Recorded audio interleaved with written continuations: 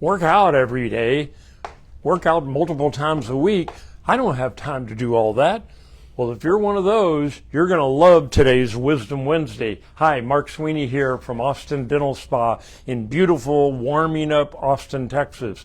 And if you've tuned in before, you know the routine. We go through a scientific study, not always about dentistry, sometimes just about whole body health. And in fact, our theme for the month is April Fools, which I'm having trouble saying. April, it was a play on the word April Fools. Obviously, but it's hard to say April Fools when all your life you've been saying April Fools.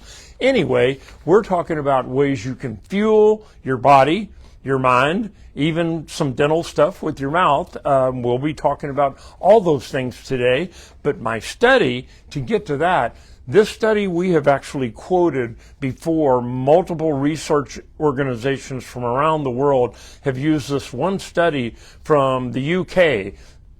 Typically, we try to find one from the United States, but this one we're going back to Britain because they did this study. 93,000 people were involved in this study over a several-year period, and they put accelerometers on these people's arms and then just observed them going through things. And we've referenced this study, or this same database group of people that researchers were looking for cardiovascular health. This one, they're looking at active participation, and they divided people into three groups. Out of these 93,000 people, they divided them into people that work out regularly, almost every day. They divided them into people that were what we call weekend warriors, you know, the ones like I've been for most of the last 20 years. I just don't have time to work out much during the week. But boy, Friday, Saturday, and Sunday, I'm out there tearing it up and trying to get all my exercise in, whether it's bicycling, working out in the gym, or tennis. Haven't played pickleball too much recently, but I have tried it. Any of those activities, walking even, would get you into the weekend warrior. They considered a weekend warrior as somebody who puts in at least 150 minutes. That's 2.5 hours of activity during their week.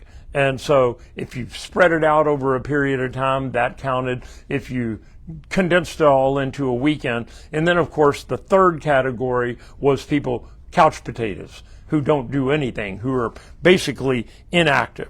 And what they found from these people is the weekend warriors had just as much of health benefit as the people who worked out on a more regular basis, like 5 to 7 days a week.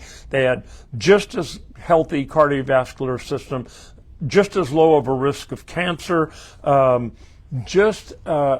basically negligible difference between them and the people who worked out 5 to 7 days a week. So if you're a weekend warrior, that should be great news, because you're getting just as much benefit, even though we were brought up in the 50s, 60s, and 70s to think, oh, you got to work out. Remember Ken Cooper, the aerobics king, when he first said it, you've got to work out at least for 20 minutes, 5 days out of the 7 days of the week in order to get any kind of cardiovascular benefit.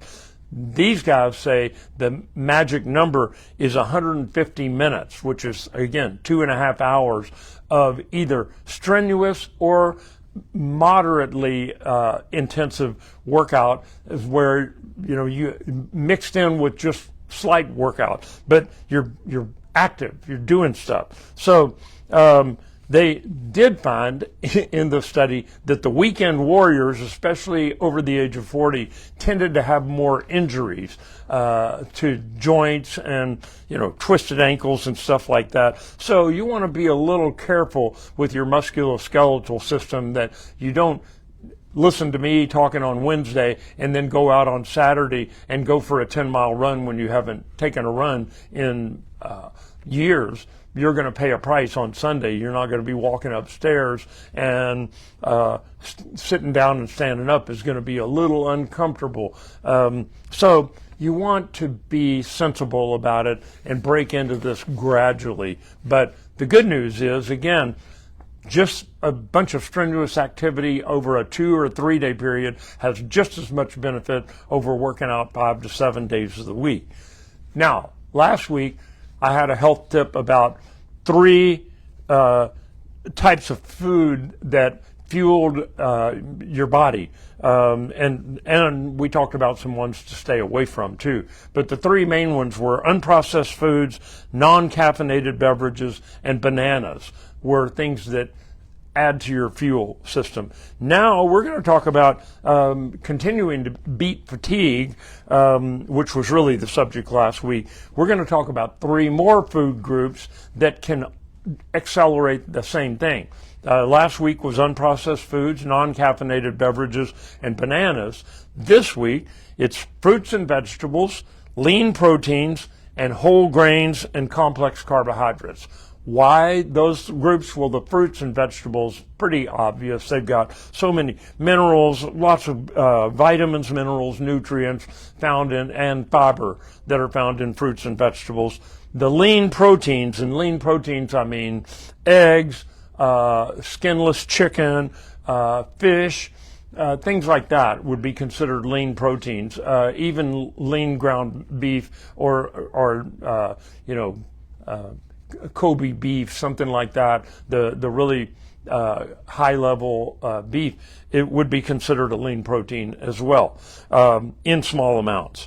And the whole grains would be like brown rice, oatmeal, quinoa, which we have an abundance of here in Austin. Any of those 3 food groups is going to help you beat fatigue, give you more energy during the day, and help you live a longer, healthier life. So take that for April fuel, and I'll see you next week for another version of Wisdom Wednesday.